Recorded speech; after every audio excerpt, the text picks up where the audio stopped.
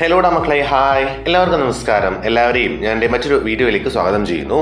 നമുക്ക് ഇന്നത്തെ ഒരു വീഡിയോയിൽ ബേസിക് സയൻസുമായി ബന്ധപ്പെട്ട USS ക്വസ്റ്റ്യൻസ് ആണ് ഡിസ്കസ് ചെയ്യുന്നത്. ഓക്കെ, അപ്പോൾ നിങ്ങൾ നിരന്തരമായിട്ട് USSന് വേണ്ടിയിട്ട് പ്രയത്നിച്ചുകൊണ്ടിരിക്കുകയായിരിക്കും. ആ ഒരു സമയത്ത് ഈ ഒരു വീഡിയോ നിങ്ങൾക്ക് ഉപകാരപ്പെടട്ടെ എന്ന് മാത്രം ആത്മാർത്ഥമായി ആശംസിക്കുന്നു. നേരെ വീഡിയോയിലേക്ക് നോക്കാം. നമ്മൾ ഇന്ന് ബേസിക് സയൻസുമായി ബന്ധപ്പെട്ട് 7ാം ക്ലാസ്സിലെ തിരഞ്ഞെടുത്ത കുറേ അധികം ചോദ്യങ്ങളാണ് നിങ്ങൾക്ക് മുമ്പിൽ പരിചയപ്പെടുത്തുന്നത്. ഓക്കെ, അപ്പോൾ ചോദ്യങ്ങളൊക്കെ നിങ്ങൾ കൃത്യമായിട്ട് എന്ത് ചെയ്യുക, പഠിക്കുക. നോട്ട്ബുക്കിലേക്ക് എന്ത് ചെയ്യുക, പകർത്തിയെടുത്ത് പഠിക്കുക.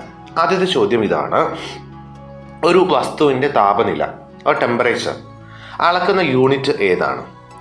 ജൂളാണോ, ന്യൂട്ടൺ ആണോ, കെൽവിൻ ആണോ, വാട്ടാണോ? Okay, joule, newton, kelvin, watt. അപ്പോൾ നിങ്ങൾ പെട്ടെന്ന് കാണുന്ന സമയത്ത് എന്ത് ചെയ്യും, നിങ്ങൾ ആ കൂടെ ചിലപ്പം പ്രയാസപ്പെടാൻ സാധ്യതയുണ്ട്. അപ്പോൾ നോക്കുക, അതിൻ്റെ ശരിയായ ഉത്തരം കെൽവിൻ ആണ്.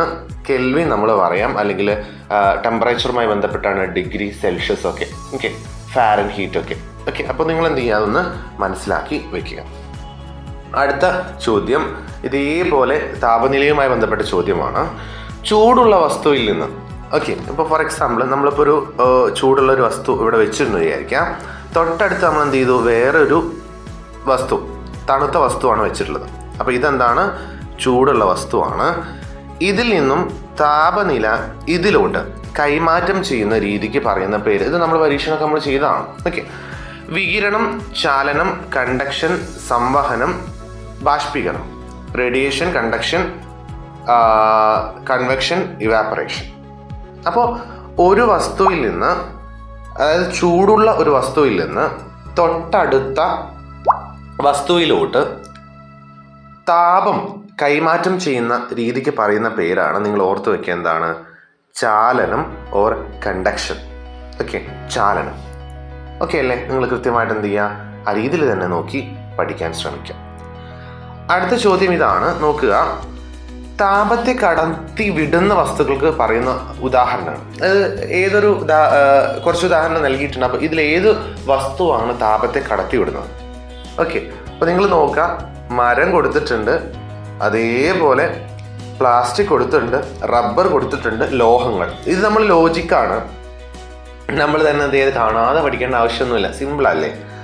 മരം ഒരിക്കലും എന്ത് ചെയ്യില്ല, കടത്തി വിടില്ല. പ്ലാസ്റ്റിക് കടത്തി വിടില്ല, റബ്ബർ കടത്തി വിടില്ല. പക്ഷെ എന്ത് ചെയ്യും, ലോഹങ്ങൾ എന്ത് ചെയ്യാറുണ്ട്, താപനില അല്ലെങ്കിൽ താപത്തെ എന്ത് ചെയ്യാറുണ്ട്, കടത്തി വിടാറുണ്ട് അല്ലെ. പിന്ന്, അതേപോലെ കത്തി, ഇതൊക്കെ നമുക്ക് എന്ത് ചെയ്യാം, ഉദാഹരണങ്ങളായിട്ട് പറയാം. ഓക്കെ, പിന്നെ പല രീതിയിൽ നമ്മൾ ചെമ്പ് കൊണ്ടുള്ള കമ്പികളൊക്കെ കണ്ടിട്ടില്ലേ, ഇതൊക്കെ എന്ത് ചെയ്യുന്നു, താപത്തെ കടത്തി വിടണം. അപ്പോൾ കുറേ ഉദാഹരണം നമ്മൾ എന്ത് ചെയ്തിട്ടുണ്ട്, പരിചയപ്പെട്ടു പോയിട്ടുണ്ട്. ഓക്കെ, ദ്രാവകങ്ങളിലും വാതകങ്ങളിലും താപം കൈമാറ്റം ചെയ്യപ്പെടുന്ന രീതി ഏതാണ്? ദ്രാവകങ്ങൾ, വാതകങ്ങൾ. ചാലനം, സംവഹനം, വികിരണം, പ്രതിഫലനം. ഉത്തരം ഓർത്ത് വയ്ക്കുക, സംവഹനമാണ്. ഓക്കെ, നിങ്ങൾ ഈ പേരുകളൊക്കെ എന്ത് ചെയ്യുക, മാറിപ്പോകരുത്. കാരണം ഒരേപോലെയുള്ള പേരുകളാണ്. അപ്പോൾ നിങ്ങൾ എന്ത് ചെയ്യുക, മാറിപ്പോവാതിരിക്കുക. ഓക്കെ, അടുത്ത ചോദ്യം. സൂര്യനിൽ നിന്ന് ഭൂമിയിലേക്ക് താപം എത്തുന്നത് ഏത് രീതിയിലാണ്? ഓക്കെ, സൂര്യനുണ്ട്, സൂര്യനിൽ നിന്നും നമ്മുടെ ഭൂമിയിലോട്ട് ഓക്കെ താപം എത്തുന്നത് വികിരണം മൂലമാണ്. സംവഹനം, ചാലനം, വികിരണം, ഘർഷണം എന്നുള്ള രീതിയിൽ കൊടുത്തിട്ടുണ്ട്. വികിരണം മൂലമാണ് എന്ത് ചെയ്യുന്നത്, താപം സൂര്യനിൽ നിന്നും നമ്മുടെ ഭൂമിയിലോട്ട് എത്തിച്ചേരുന്നത്. ഓർത്ത് വയ്ക്കുക. ഓക്കെ അല്ലേ? അടുത്ത ചോദ്യം നോക്കുക. ഒരു വസ്തുവിൻ്റെ സ്ഥാനത്തിന് മാറ്റം വരുത്തുന്നതോ മാറ്റം വരുത്താൻ ശ്രമിക്കുന്നതോ ആയ ബാഹ്യ സ്വാധീനം എന്ത് പേരിലാണ് അറിയപ്പെടുക?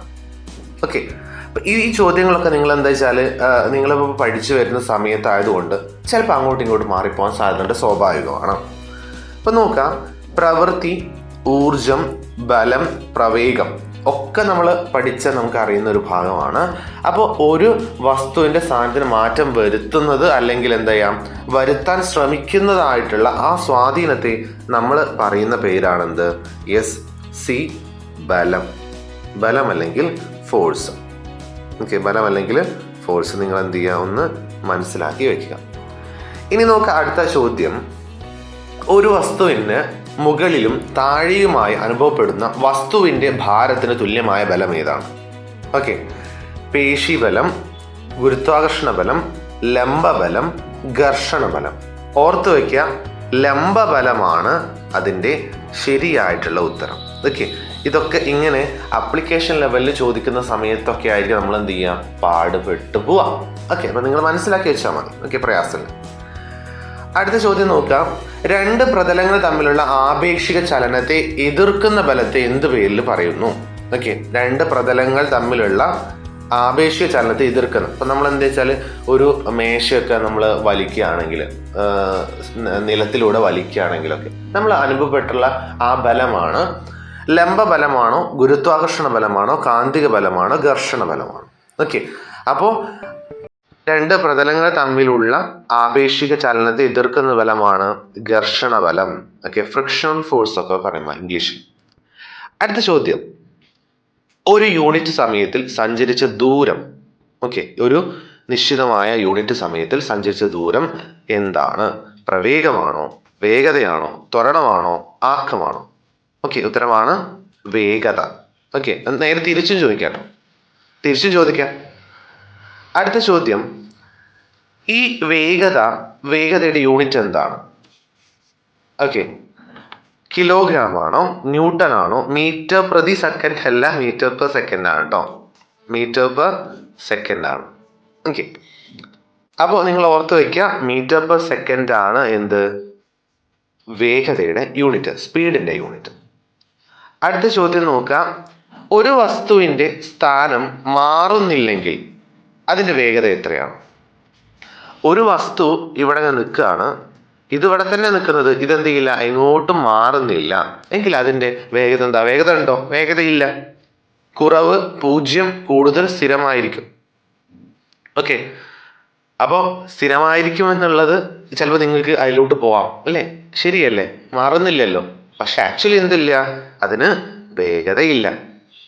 ഇനി വാഹനങ്ങളിലെ വേഗത അളക്കുന്ന ഉപകരണത്തിന് പറയുന്ന പേരെന്താണ്? വാഹനങ്ങളുടെ ഒഡോമീറ്റർ, സ്പീഡോമീറ്റർ, തെർമോമീറ്റർ, ബാരോമീറ്റർ, ഇതൊക്കെ നിങ്ങൾക്ക് ചിലപ്പോൾ അറിയാൻ മതി അല്ലേ. ആൺകുട്ടികളൊക്കെ ഏകദേശം എന്താണ് ഇതിനെ പറ്റിയിട്ട് ബോധം ഉണ്ടാവും.